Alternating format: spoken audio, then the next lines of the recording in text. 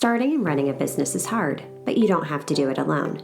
Whether you're an established business owner or thinking about starting a side hustle to earn extra income, I am here to teach you how to show up as your unfiltered self, level up your business, and thrive as a mompreneur. Let's embrace the chaos and start enjoying the journey together. I'm Amy Traw, and you're listening to the Motivated Mompreneur Podcast. Welcome back into the Motivated Mompreneur Podcast. I am joined today by Morgan Motsinger. Morgan, welcome to the podcast. Thank you so much for having me, Amy. I'm so happy to talk with you today. I am so excited to dive into this conversation and your story because I don't know only the very tip of the iceberg.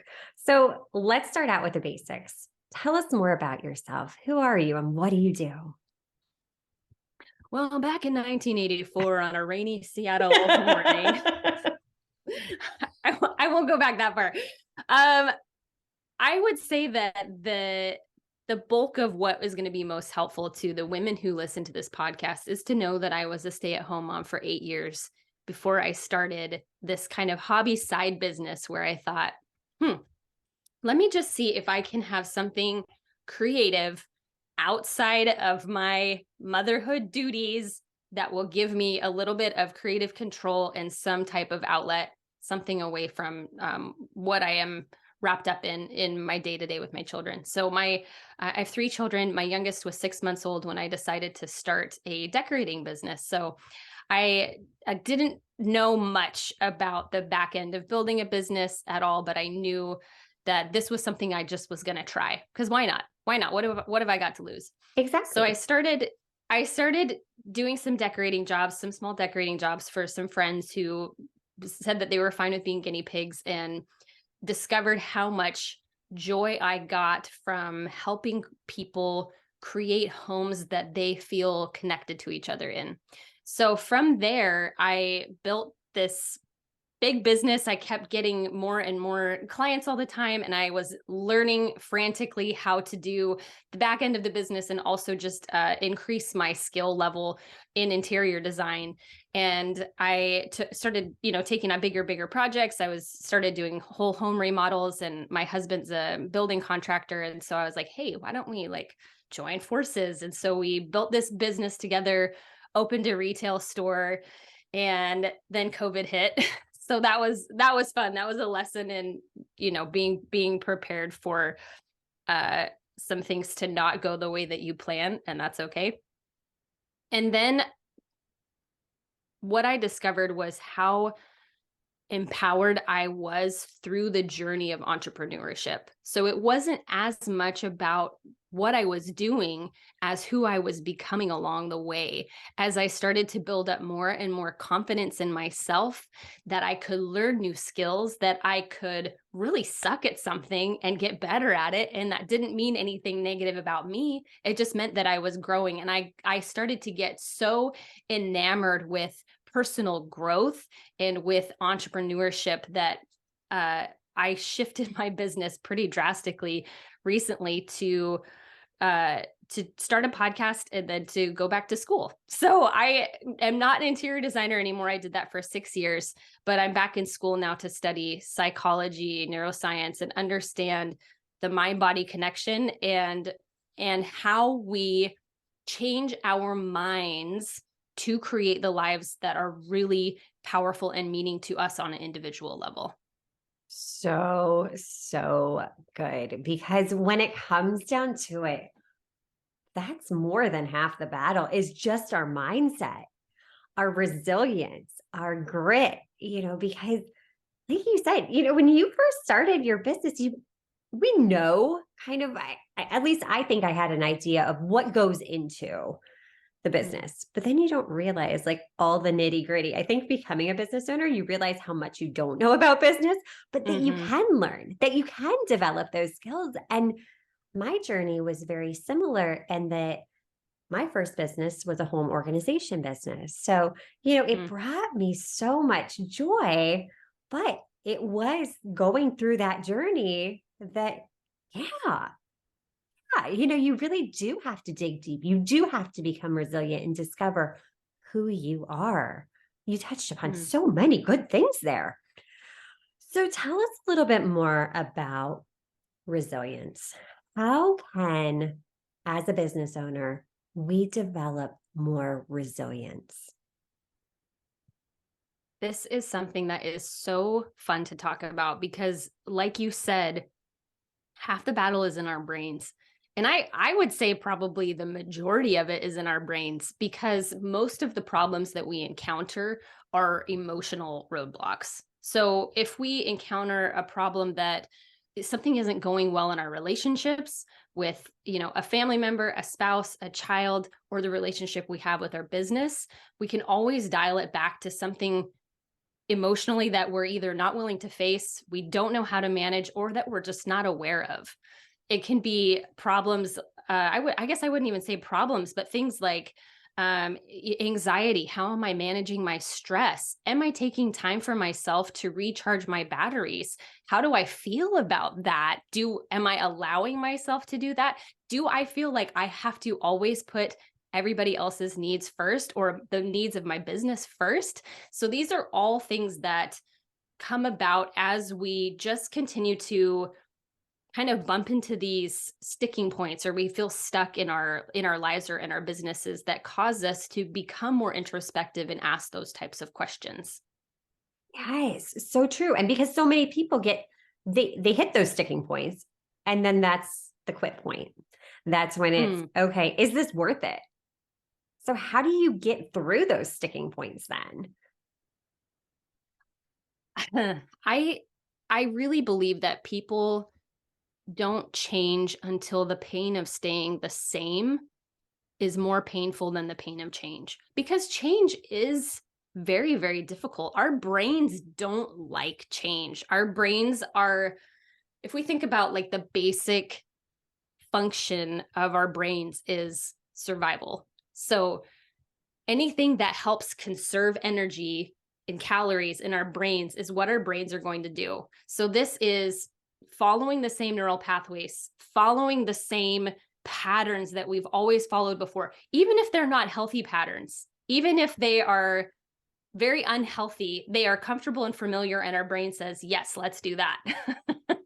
So the act of changing the way that we think about things, our brains are going to resist that every step of the way. So even just that awareness that kind of that internal resistance is going to come up when we try to change the way that we think about things is very, very helpful. It gives us a level of compassion and flexibility with ourselves when we get frustrated at, like, why am I always doing things the way that I'm doing? Why can't I break these habits? Why can't I start these new good habits? Why can't I do these things? Just know that that is your basic biology trying to work for you to keep you safe. And the moment that you can say, oh, okay, thank you brain, thank you body for doing that, and this is what I'm going to do instead, there is so much personal empowerment there. So I have this idea about resilience, that is that there are three pillars of resilience. The first pillar is to develop a process. So part of what developing a process is when it comes to resilience has to do with things like time management, habits, building new habits, and then also having a support system in place, because none of us are going this alone. All of us have to have those things in place. And I'm not just talking about, the physical support of having somebody available to watch our children as we have to go do something for our businesses. But I'm also talking about the mental and emotional and spiritual support from the other people in our lives. So being very intentional about who we are allowing to be that close support system for us. So in developing a process, that's the first pillar of resilience. The second pillar of resilience is to gain a new perspective. So when I was talking about how our brains are designed to keep us safe, to keep us in the safe, it's like if a covered wagon has these beautiful, amazing ruts ahead of them. And if that is the path of least resistance. If that covered wagon tries to bump up out of those ruts, it's going to be very, very difficult to create a new route. So that's exactly how our brains are. It's like, this is the way you've always done it. This is the way you've always thought about it. So gaining a perspective is zooming out enough to understand that many of the things that we believe are just a choice. It's just a choice. And when we understand that we have autonomy and power to choose to think differently about things like, well, I mean, here's some of the, I think, big blocks when it comes to especially women in entrepreneurship is our beliefs about money. What do I believe about money? What do I believe about myself if I have money or if I'm asking people for money? Things like boundaries with our clients or with other people, with our employees, with our bosses or other people that happen to be, in the peripheral on in our businesses. How do we feel about setting boundaries with people? So the gaining a perspective is about being intentional and thoughtful about the way that we're doing things and deciding if we want to continue to do things like that. Okay. And then the third pillar of resilience is to embrace personal responsibility. This is a really, really, really difficult one. But when people grasp this one, this is the game changer. So we do not get to choose the cards that we're dealt in this life. So there are going to be things that come in your life or are already in your life that you didn't choose. You didn't choose your family of origin. You didn't choose any of the difficulties that happened in your childhood. You didn't choose to have a chronic illness. You didn't choose to maybe you didn't even choose the place that you live in now. So if we know that there are things that we don't get to choose, the more time that we spend stressing about those things that we don't have control over, the less empowered we are. So we start to look at these lists and say, okay, which things do I have control over? And many people have a difficult time looking at that because we know when I look at that, this means that I'm choosing those things. I'm choosing those things over and over and over again. And it is a hard pill to swallow. It But when we is. understand, it's very, very difficult. But when we understand, okay, I actually have a choice here if I want to continue to do these things this way or not, it's a game changer because then all of a sudden possibilities and opportunities open up before you. It truly is. And once you take it from that point of view, knowing that it's a choice, that is the total game changer. I know for myself, it was. It was a choice I was making to stay stuck in a career that no longer gave me fulfillment. That was a Mm, choice. And yeah, that's a hard pill to swallow, but I was making the choice to go back time after time because I thought I was stuck. hmm. But So, Amy, what was the like this is such a fascinating thing to me because I've often wondered what is that moment or that those circumstances or the order of events that kind of got you over that. I think probably the big hump for a lot of people is fear. it So is what is fear. it for you that got you out of a long career Yeah, in a good industry right. that made you decide to take that leap into entrepreneurship? I think it was just like we talked about, taking that step back and becoming super self aware, Mm, learning, okay, let's question fear. What is worst case scenario? Well, what's best case scenario? Is failure a thing? No, mm, it's just redirection. There's always going to be ways to make money. This life, as you mentioned, it's a journey. And sometimes it's not an easy journey. It can be extremely hard, but life is short. And you know what? I'm going to have a whole lot more regret if I don't go for it, if I don't do the thing. And I've got two little ladies looking up at me, modeling what I'm doing, modeling behaviors that they're seeing. They're learning how to cope with life and adapt based off of how I respond to life. And that's, mm. that's a heavy load to carry as a mom, but it's like, you know what? Yeah, no pressure. Right, exactly. Like I want at the end of the day to not have any doubts. Like, nope, you know what? I tried my hardest. I very vividly remember when my daughter was learning how to ride her bike. Yeah, she got so frustrated. She kept falling off and she's like, I'm not good at this. And it's like I was just starting out in business and telling myself, I'm not good at this. I can't do Mm, this. And it just hit me. Like, wait a minute, why aren't I talking to myself like I'm talking to my daughter? It's like, well, no, you're not good at it because you just started.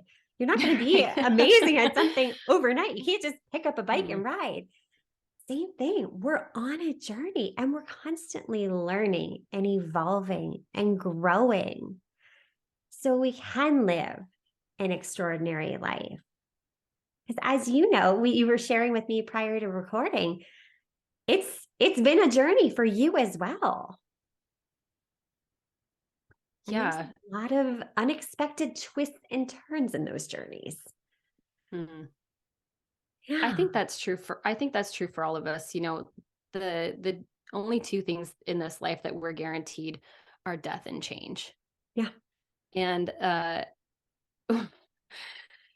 when we understand, like really understand, and I think that probably the reason why this happens to men and women who, start to approach midlife is that, I mean, for a number of reasons, but I think one of the reasons why we start to have these like bigger questions and start to make some dramatic shifts in our lives is that people that we love start to get sick, people that we really care about and that we're close to start to pass away. And it just brings into sharp focus, whoa, like this, my mortality is ever in front of me. And since that is true, what am I waiting for? Right. What am I waiting for? Why am I relegating myself to making decisions or being in a career that isn't satisfying?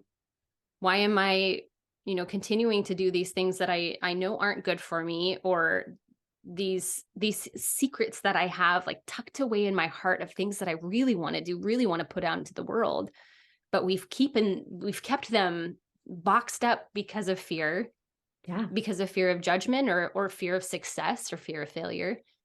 And when we really have before us this deep understanding of how desperately short this life is, it strips away some of those, big resistance points, or those excuses why we're not doing the things that we really want to do.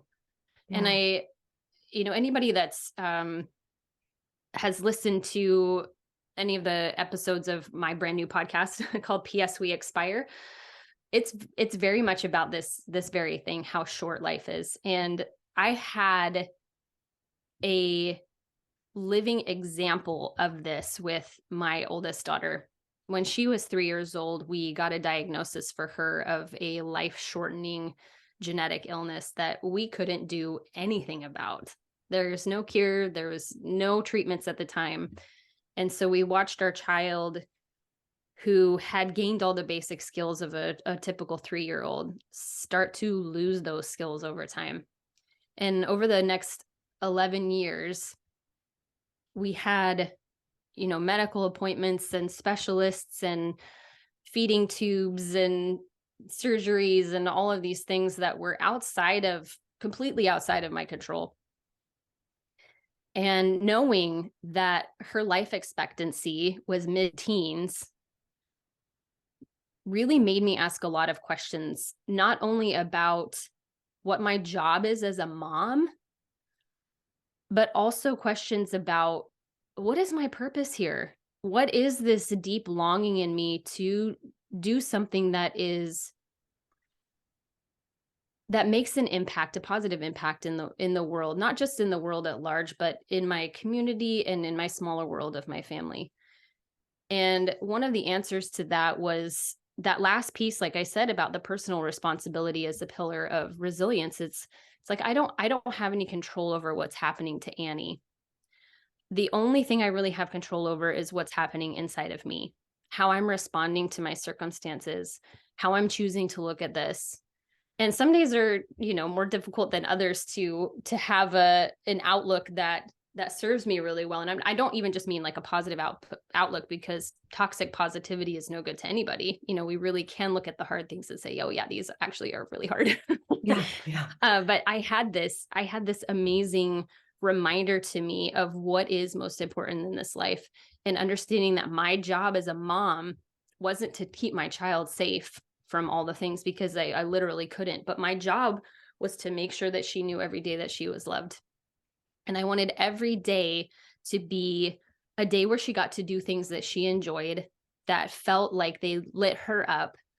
And so not only was I finding ways to do that, but I started to extend that same kind of measure to my own life to say, okay, every day I want to put myself in a position where I know that I'm loved from myself. I have healthy self-love, that I know that I'm loved by the people around me, and that I'm doing things every day that make me feel alive, because this life is short. It truly is. And it's something we take for granted, but going through the journey and embracing it for what it is and learning from those things, look at where it's gotten you. When Mm, we are able to look back on our journey, it's at that point that we can connect those dots. It's when it all makes sense. Okay, you know what? This made me more resilient. I am more mm, powerful and resilient than I ever thought I mm. would be, that I could be, that I was capable of. And there is so much value in every single one of our journeys. And we just need to learn to embrace it because it's powerful and it can help someone else on their journey and making that journey a little bit easier. Mm. So good. Morgan, incredible, incredible episode. You are just a phenomenal human being. And I'm so glad that our paths have crossed. Where can we find more about you? Thank you. I'm really grateful to Amy that we were able to connect in this way. I am pretty active on Instagram. It's Morgan_Motsinger. My podcast, PS We Expire, is on Apple, Spotify, and then I do all of them as YouTube episodes, so people can watch the videos of these as well. Of course, morganmotsinger.com. I have a great freebie on there, which is an ebook called Know Thyself. Because as we were talking about, so many times we go through life just, doing the next thing that we think we're supposed to. And the first step to really crafting and building a life that really aligns with us is knowing what in the world we actually want. We need to know more about ourselves. So this is an ebook that I will help you write via prompts, but really is the best self-help book that you will write, because it is the one you write about yourself. So for anyone who is interested in delving more into the journey of greater self-awareness, this is a fantastic tool for that. So it's at morganmotsinger.com, and the free ebook should pop up pretty quick. Perfect. Such great resources. And we will link that all up in the show notes. So until next time, mamas, stop dreaming and start taking messy action. You've got this. Are you loving what you're hearing? Do us a favor and hit that subscribe button so you don't miss an episode.